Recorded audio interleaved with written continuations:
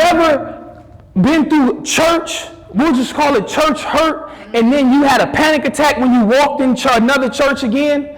And I've heard people say this like, man, but then I felt so good after being in here, and like I knew I could stay, but like I was in my car, my chest was pumping, and my hands started getting sweaty, and I didn't know if I should go back in church because my last experience in church was so bad.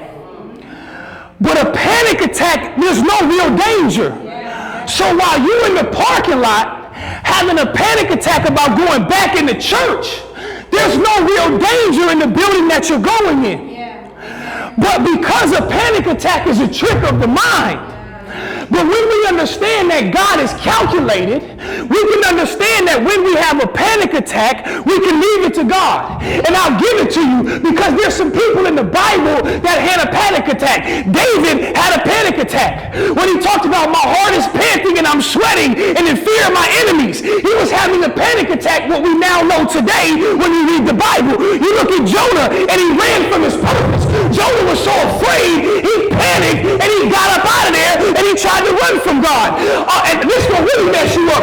Jesus himself had a panic attack. When he was in the Garden of Gethsemane, he said, Father, not my will, but your will be done. And he said, can you take this cup from me? And he was sweating profusely. The Bible said he was sweating. He was actually having, his physical flesh was having a panic attack. Y'all not hearing me. But in the process of that attack, Jesus said, but not my will, but thy will be done. Because in the process of him, this is calculated, right? Jesus was the calculated plan of God all the way back in Genesis 3:15-16.